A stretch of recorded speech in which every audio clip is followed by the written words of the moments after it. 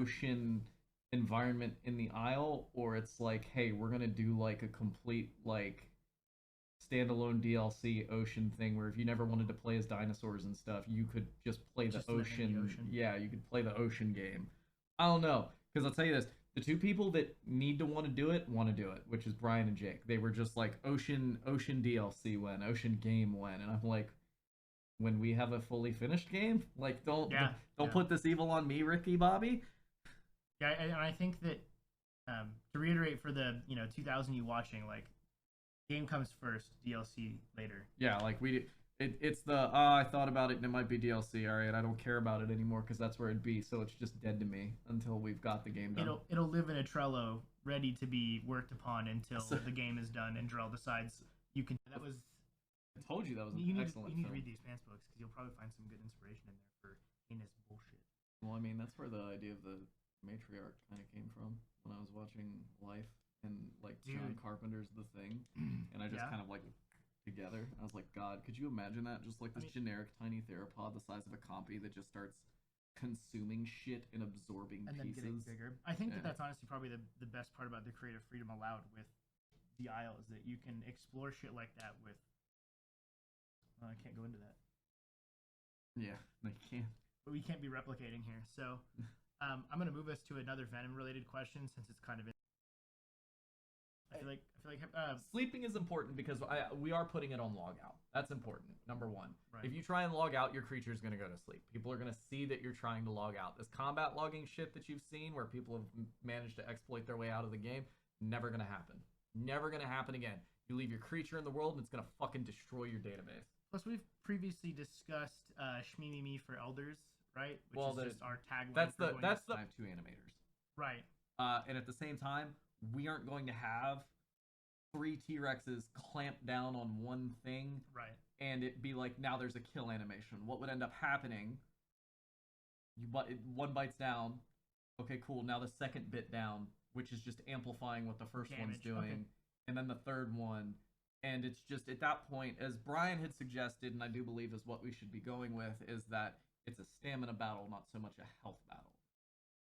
Who can hold on the longest? Once your stamina runs out as the herbivore and a large animal has a hold of you, you're done.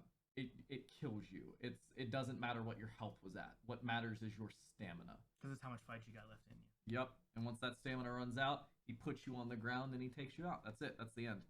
Okay. Or just the T-Rex's jaws close. He's just simply I might have to download that and take a look at it. Yep. Cool. I think that's a great expansion upon that question too. Because if you break out of one. What does a shark run from? What does a shark run from? Yeah. Like in the wild? Orcas. Orcas eat sharks? Oh yes. So there's a pod of killers. This is one of the things that I wanted to do in the Isle, actually, to mitigate some of the shit that happens. So there's a pod of killer whales that hunt, kill, and then eat the livers of great white sharks. When the orcas killed a shark, the other great white sharks in the vicinity immediately dove to a depth of 500 meters.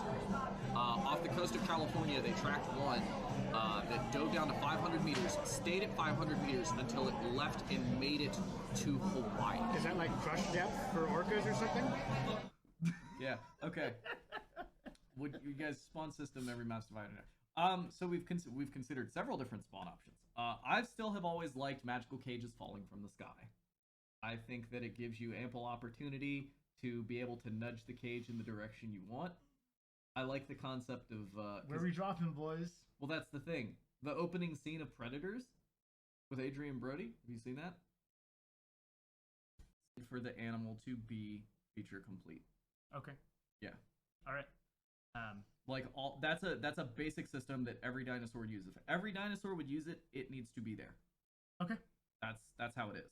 So then there are new features coming in the Recode, and then there will probably be a technical roadmap that with Kissin and the team that we will compile and then release via our official media, no ETA. An example for this. The Utah Raptor has been seen picking up a compy and eating it. Sure. That is something everyone will use. Right. A T-Rex can pick up a Dryosaurus and do that. Right. exactly what the Utah Raptor did. So that is something that is a baseline thing that needs to be in for that. There are very few things that will not be in there.